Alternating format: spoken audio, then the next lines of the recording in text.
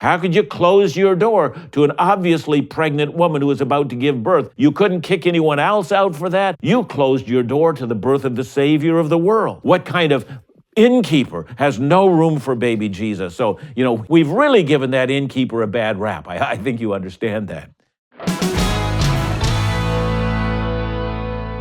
Hi, I'm Dr. John Neufeld, and you're watching Back to the Bible Canada, and I am delighted to have you join me on this Why series, Why Christmas. And today I really want to talk about why in the world is there a manger, and maybe what in the world is a manger. When I was a little boy, I remember there were lots of things that I didn't understand at Christmas time, and one of the things I didn't understand is, that Jesus was wrapped in swaddling cloths and was laid in a manger. And I heard that a lot. I had no idea what a swaddling cloth was, and I'd never seen a swaddling cloth. I don't know what they used them for. Was it specialized? What was it? And I remember asking people about it. I don't know what that is. And I don't know whether I was the only one asking the question, because all the other kids in my Sunday school class looked at me like, what's he talking about? At any rate, it was explained to me that they were these strips of cloth, kind of like bandages that babies were wrapped in, and there was no way in my childhood mind that I could compute. I had no idea what in the world that actually was. And eventually I did find out that they would have about a 4 to 6 inch strip of long cloth, and they would just wrap babies up very much like a mummy is wrapped up. And, if you can think about a receiving blanket that we often use to wrap up kids, and moms will often have a very precise way of wrapping their kids very tight, and that's to give a child both warmth but also comfort. And so this idea of, it was kind of a natural way in which Jewish moms would wrap up their children with these strips of cloths, and they looked like a little mummy. And that's what Jesus would have looked like. But I never got that. I mean, it was just a confusing thing. And then, of course, we were told that Jesus was laid in a manger. And now, look, I was a farm kid, so, I knew that we didn't have mangers on our farm. I'll tell you that. We had feeding troughs. We didn't have mangers, and I didn't know what a manger actually was. And of course, at Christmas time, when we have, the Christmas pageantry that we had in church growing up, we had carpenters. They would construct mangers for us, and they were kind of like two, X's like this, bars like that, wooden ones, and then you'd construct this little thing in the middle where Jesus would lie in, or you put a doll in there, and so you'd have Jesus lying in there, and you'd set up the Christmas scene for church. And I looked at that and I thought, I don't know where in the world outside of in church at Christmas time you would actually find one of those contraptions, because I could not think of one other use for them other than to put baby Jesus into. That was the only thing that I could have. And imagine my surprise when years later I discovered that the barn where Jesus was born into was not like the barns that I had become accustomed to. In Jesus' day, they were basically caves in a hillside, and animals would be sheltered there during, harsh weather conditions. So, it was not a barn as I knew a barn. It was basically a cave in the side of the hill. And it didn't look anything like that. And then I found out that the manger was actually made of stone, and it was hollowed out stone where it was an animal feeding trough. And I knew what animal feeding troughs looked like because, in the barn where I grew up, we had, a divot, that kind of a curved thing that was in the concrete where the cows would eat out of. And the first time I actually saw this stone feeding trough, which was hollowed out on the inside, and I finally got it. That's what we meant by a manger. It surely had nothing to do with the kind of manger that I saw in church. So, I came to realize that all of the pageantry that we had kind of obscured what I actually understood about the Christmas event. And so, I think we need to go back over the Christmas story, and we need to ask ourselves what actually happened. And the reason I say that is because of my first experience, first time in my life that I actually went to Bethlehem and to the Church of the Nativity. Now, just to give you a little bit of background of the Church of the Nativity, that church was built a great many years after Jesus. I'm not sure exactly the dates, but I do know that in the year, I think it's 326, and I got it here, yes, AD 326, a woman by the name of Helen. Helen was the mother of Constantine, who was the emperor of Rome. And so the Roman emperor was Constantine, and his mother was Helen. Helen was a Christian woman. She actually went to the Middle East, to all of the places where Jesus actually went, and she identified some of those places. And she identified, for instance, where was the tomb of Jesus' resurrection. I think on that matter, she was right. I also know that she identified the place of Jesus' birth, and she may well have been right. And here's why I say that. In the time that Helen went, there was still a living memory. And here's what I mean. It's not that people, were alive that actually saw where Jesus was born. That's not what I'm saying. But if you go, let's say, to Illinois today, and you have people that say, yes, this, in fact, is the very cabin where Abraham Lincoln was born and was raised as a young boy. There's still a living memory. And what I'm saying is there's still people who can trace back exactly where those events occurred. And that's what happened in Helen's time. So she identified, and whether rightly or wrongly, I think she was quite likely right, the actual spot of Jesus, or the cave where Jesus was in fact born. Now today, there's no cave there. That's all gone. And what was built on top of it is a massive church. It's the Church of the Nativity. And if you go there today, we often don't take there when we do a Back to the Bible Israel tour. And one of the reasons for that is my own experience. So I went to the Church of the Nativity, and the first thing you have to do is you have to stand in line to go to the actual place, where X marks the spot. Here's the place of Jesus' birth. So you stand in line, and sometimes you stand in line for 3 hours and more as you're waiting because of the massive crowds that are waiting to see. And then you're taken down some steps into a cave-like structure in the church, and you go down these steps, and at the bottom of the steps, there's a room which is then filled with people because everyone's crowding into this little place. There's a curtain that hangs from the ceiling, and it doesn't go all the way to the floor. The curtain actually, it stops, and then if you peer down underneath the curtain, you can see a star, which they'll tell you is the star. This is the place where Jesus was born, and there's a Latin inscription in the star, and the Latin inscription says, "Here of the Virgin Mary, Jesus Christ was born." Now, the place is crowded, as I say. The room is crowded. It's filled with incense, and, in my background, I have no incense in any church that I ever attended, so it's an unfamiliar smell to me. And so it made it kind of hard to breathe with all the people in there. There are 15 hanging lanterns in that small room, and they belong to the various denominations that own that church. It's owned by the Roman Catholics, it's owned by the Armenians, and the Greek Orthodox Church. And so the place is unfamiliar with unfamiliar shapes. I look at it as kind of gaudy, it's smoky, and it's all of those kind of things. And then what happens is that people will kneel down underneath the curtain, and they go down and they kiss the actual star, the place of Jesus' birth. Now, my wife's a nurse, so I got to tell you something. So when the last, tens of thousands of people have placed their lips and their saliva, sounds terrible, onto the star, I'm not going anywhere near it. I'm telling you that, because I don't think anything holy is going to happen to you. I think something nasty is going to happen. And I wish there had been somebody with bleach there constantly disinfecting the place, but it's not that way. And so I just simply watched what everyone was doing. I was happy to be led out the back door and back into the sunlight. And when I kind of caught my breath again and thought, that wasn't half as meaningful as I thought it would be. And that's probably one of the reasons why we don't take people there. But all of that got me thinking. The church was built on top of the cave. The cave is no longer there. Over the years, a great structure was raised over top of it, and the structure is clouded with incense, and it seems all of that obscures the actual birth of Christ. The beauty, the simplicity of the actual event is obscured by the traditions and the structures that lie on top of it.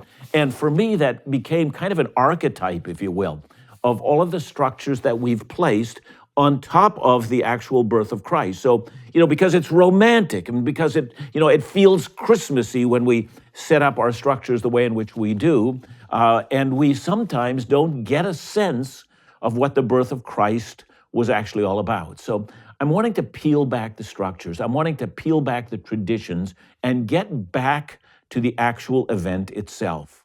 Why was Jesus placed in a manger or in a feeding trough? And is there anything about it? Well, surely it has something to do with the humble surroundings in which Jesus was born.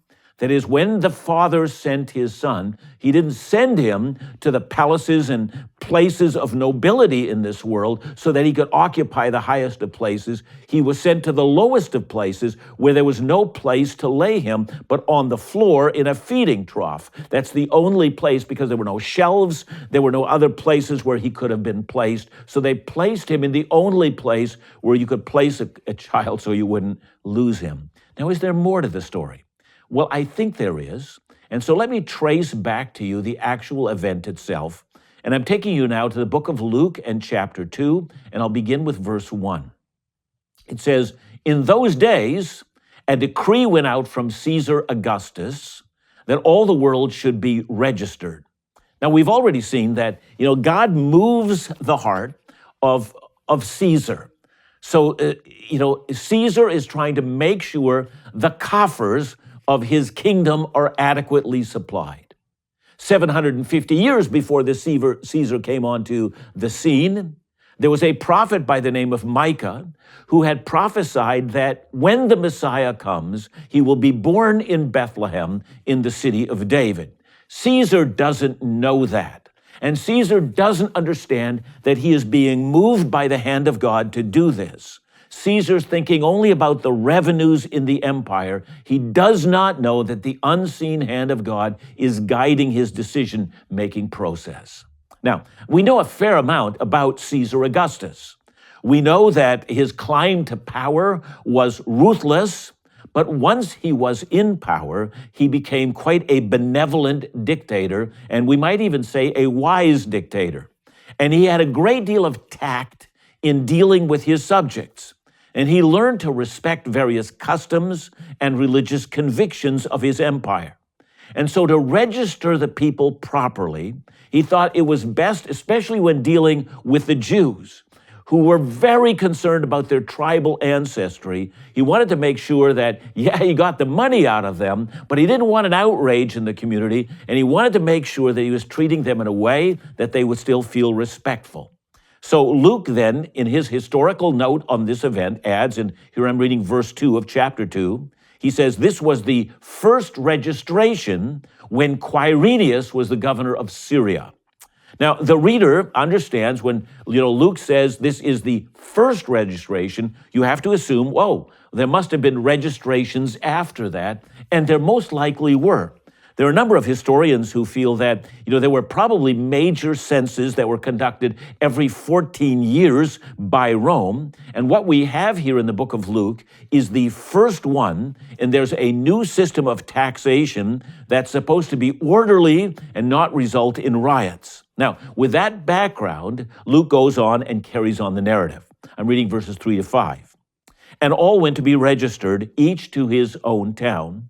And Joseph also went up from Galilee, from the town of Nazareth, to Judea, to the city of David, which is called Bethlehem, because he was of the house and lineage of David, to be registered with Mary, his betrothed, who was with child." Now, all the Jews, knowing your family tree and your family line of descent is very important. Furthermore, we know that, David is the great king that comes from Bethlehem. And we find out from 1 Samuel chapter 20, verse 6, it indicates that David's family and clan had a yearly sacrifice in Bethlehem. So the wider clan, even if you were living somewhere else, you would journey to Bethlehem every single year, and you would have a family celebration because it was important for families to meet together. Now, I happen to know that. I mean, especially my wife's family. I mean, they meet together in the province of Saskatchewan. I've been on one of those occasions where there were hundreds that were gathered together. Everyone wanted to make sure that they understood exactly where they came from and where families are important, and especially in Judaism, in Israel, you have this very clear understanding that where you come from indicates who you are. And Joseph knew without a shadow of a doubt that he himself came from the kingly line of David. I'm going to actually argue that if we had done this rightly, if there had been a king, I mean, it may well have been that it would have fallen onto Joseph. Nonetheless, so in everyone goes back according to the edict that's ushered in Rome, that you're supposed to go back to your family line of ancestry, and of course Joseph goes with Mary. Now, according to Luke 2 verse 5, Joseph shows up with Mary, and Luke calls her, now listen to this, Joseph's betrothed. See, registered with Mary, his betrothed, he says. Now, that presents us with problems. And I say there are problems because if you read Matthew's gospel, Matthew says that Joseph finds out that his betrothed Mary is with child. Now, if you've never studied this before, let me just let you in on it. Betrothal in ancient Israel is very different than when we think of engagement today. A betrothal was a formal legal thing. I mean, to break a betrothal would actually require a formal divorce.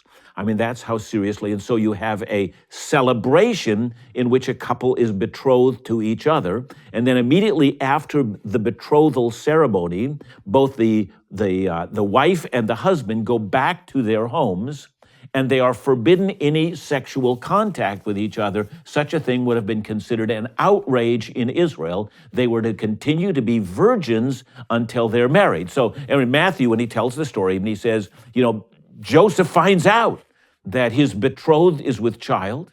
And of course, he would be deeply disappointed, but because he's a righteous and a merciful man at the same time. A lot of people in our day don't understand how that combination can work together, but he wants to put her aside. He wants to divorce her quietly so he doesn't bring disgrace upon her, but he will not marry a woman who is not sexually faithful. And of course, the angel shows up and declares to Joseph what actually has occurred, that she has not been unfaithful, but this will be a miraculous birth, and it's been a miraculous conception. And so Joseph then hurries to marry her. He doesn't wait for the entire betrothal process. He marries her quickly. That's what Matthew tells us, so that when she starts showing, it will not look like she was, pregnant outside of wedlock. And yet here we come to the book of Luke, and she is almost ready to give birth, and Luke still calls her his betrothed who was with child. So at first glance, it seems like you've got a contradiction. Matthew says they're already married, and Luke seems to indicate, no, they're still betrothed. And so can we make sense out of that? Well, I think we can. And the point is very actually simple. It's that Luke calls her still Joseph's betrothed because that's how Joseph treated her after the marriage. That is, after Joseph and Mary were joined in wedlock, they were married now, Joseph continued to treat her as his betrothed, refusing to have relations with her because it had been made known to him that because she was this unique person who had been chosen to fulfill the prophecy that a virgin would conceive and bear a child, he made sure that she continued to be a virgin until after the child was born. And so in that sense, Luke is right. He's treating her as a betrothed, even though Matthew is also right. Technically, they're not betrothed anymore, but they're already married. So that's what's going on. And that's an important part of the story because it's going to make sense about why they end up in a barn and all of that other stuff. So before we move on, let me emphasize something else. According to Luke 2, 6 to 7a, we read, and while they were there, the time came for her to give birth, and she gave birth to her firstborn son. Now, I mention that because I know that in certain traditions there is this idea of the perpetual, ongoing virginity of Mary, that she continued to remain a virgin.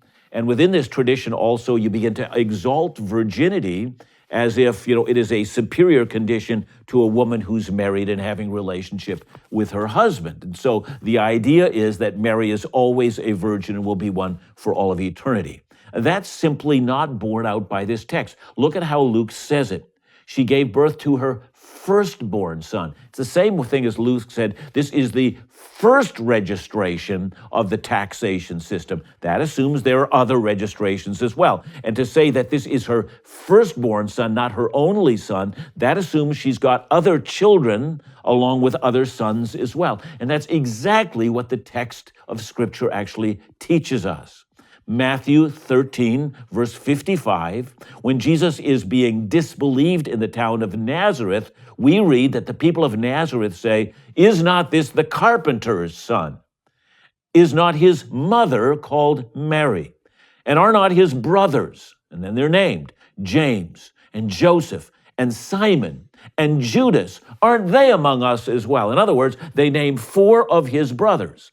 And that tells us that after the birth of Jesus, that Joseph and Mary had then a regular married relationship, and they had other children. Jesus alone is the one that's uniquely and miraculously born. All of the rest of them are born in the normal fashion. Mary and Joseph were a married couple and acted like a married couple after the birth of Jesus. That's simply a fact of history. And so one of the traditions I think we need to let go of is this idea of the perpetual virginity of Mary. Just isn't so. Now, I think we have the picture. Augustus, the emperor, he wants to tax the Jews, but he doesn't want to offend Jewish sensibilities.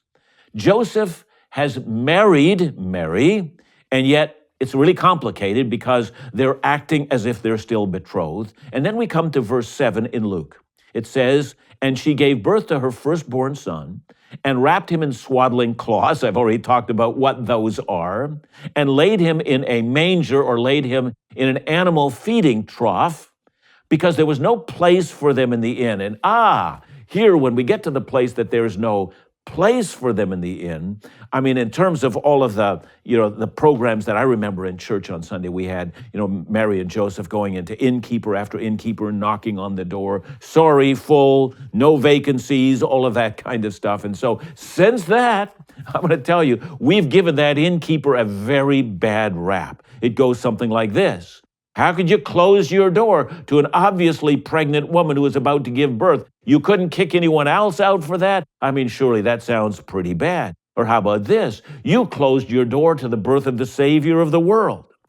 Don't you know that you've become the archetype for everyone after you who has no room for the Christ child in their hearts? No room indeed. What kind of innkeeper has no room for baby Jesus? So, we've really given that innkeeper a bad rap. I think you understand that. Now, here's what I want us to see.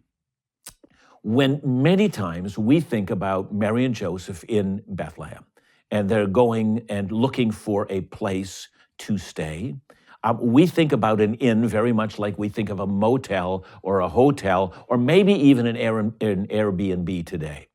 But I think that whole idea is wrong. So let me tell you a little bit about inns in those days. They're not hotels, they're not motels, they're very different than that. In fact, often an inn was a 2-storied affair. Sometimes the animals were stabled at the bottom, and lying among the animals would have been the servants who were in charge of watching over a pack of animals. Then upstairs, there would have been rooms, and they would have been shared rooms, all of them shared rooms, and there would have been, kind of many places, just open areas where there was bed upon bed. And don't think for a moment that every bed is like we would think of a single bed in a dormitory today.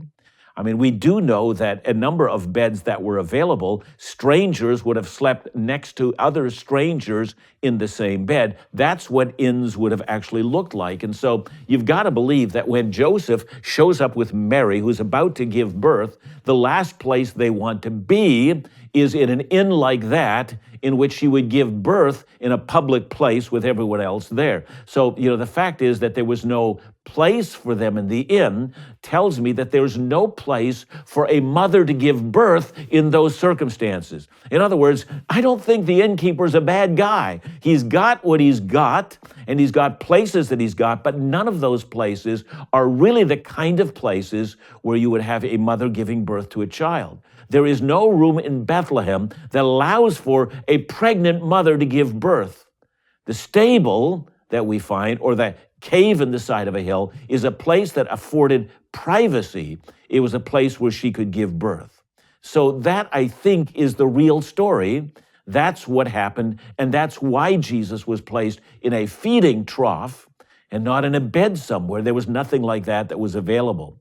But still, the question of why there was no room in any of the inns, is there no private place there, I think probably has a great deal to do with how crowded Bethlehem actually was. And I think most of us are aware of that. So I think there are a couple of things that are worth considering here, and there are contrasts here. I want you to notice the contrast in the Bible. That it's really a striking contrast. On the one hand, Mary first encounters an angel. And the angel says to Mary, "Greetings, you who are highly favored." In other words, God looks at you and has placed you in the most favorable position imaginable. You are chosen by God to give birth to the Christ, the Messiah, the Savior of the whole world. That's your favored status. And I think it's still right at Christmas time to think about Mary that way. She is favored among all women. She is to be honored among all women. That is, she is to be held in the highest position imaginable. I don't believe in worshiping Mary. I don't believe in praying to Mary, but I do believe in honoring Mary because God himself honored her. So that is a part of the story. However, let me also say that a part of the story is not only is she highly favored, but her highly favored status puts her in an animal shelter in the crudest of all positions, and they have no place to lay this child, although they seem to have gathered the swaddling cloths and wrapped the child up. But the only place to put him is in a feeding trough, and we have this contrast between the highly favored one in the most rustic, miserable and poor conditions imaginable, born among the animals and placed in a trough. So this is the first contrast that we see there. But I see also more contrasts. Caesar Augustus, in his position of power, sends out a decree, and with that decree, he determines that the Son of God, the one who is infinitely higher than Caesar himself, will yet be born in a stable. And I find that fascinating. I find it fascinating that the order that was given, Caesar would not have known that it affected Mary and Joseph. He would never have heard of them, or that the Christ child was about to be born. I don't know that Caesar understood any of the Jewish prophecies. I do know, however, that he was acting in concert with the will of God, but Caesar directs where the Christ child is to be born. And I find that an interesting contrast because, on the one hand, the one who is born is King of Kings and Lord of Lords, who rules over all the courts of human beings, who rules over Caesar himself, and yet Caesar ruled where the Christ child was to be born. So the contrast is this. When Christ entered into the world, the idea of being placed in a feeding trough is he is there because of the order of the person who dwelt in a palace, who had no understanding of what was happening and simply made orders that affected the birth of this child. And it tells me that when Jesus was born, he was born into the condition that all human beings are born into. We are born into a world where there are rules that we have not set, that have been made for us, and that we are called upon to comply to rules that are given to us. Jesus himself shared in our human experience. That's what it means for him to be born of a woman and born fully human. He who is truly God becomes fully man and enters fully into our experience. Yes, I know. Our experience is not to be put in a feeding trough when we were born. I don't know, with any of you watching me had anything close to that experience, but the experience of being subject to the decrees of others when we were born. That is the human story. So Jesus in a feeding trough tells us that he is subject to the laws of men.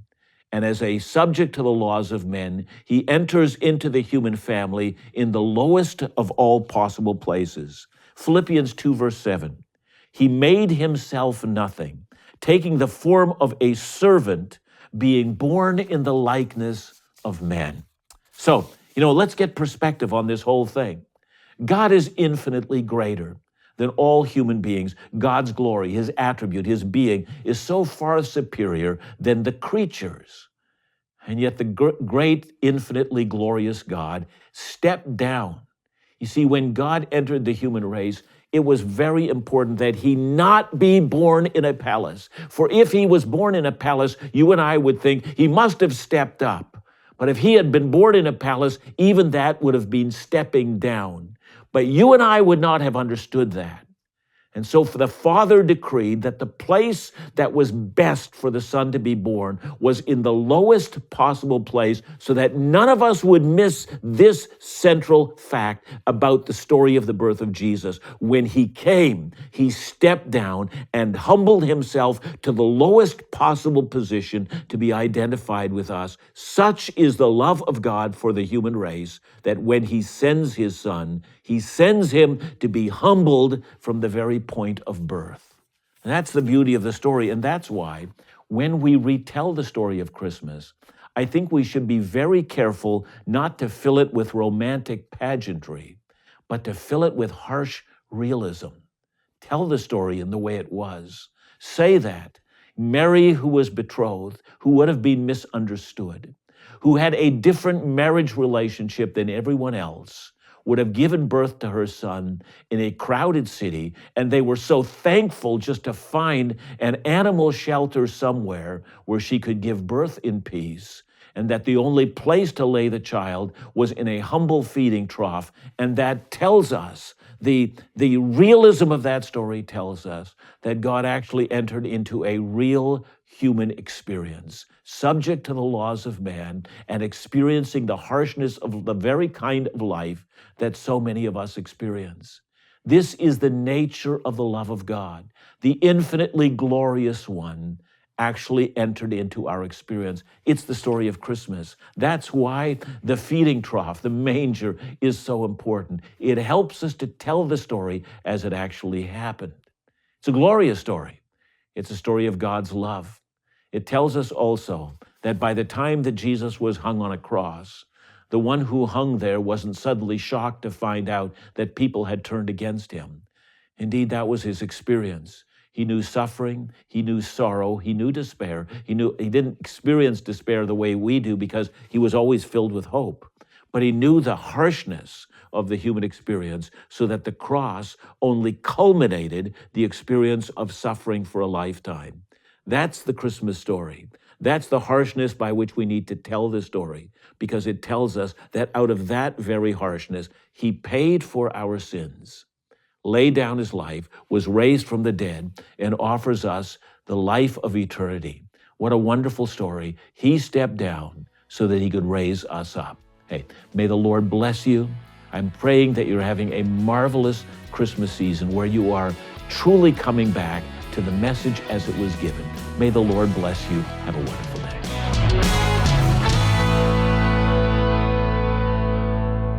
Thank you for watching today, and I want to ask you to make sure that you hit the like button and also subscribe to this channel so that you can receive any further notifications of all the videos that we prepare for you. Thank you so much for being a part of Back to the Bible Canada.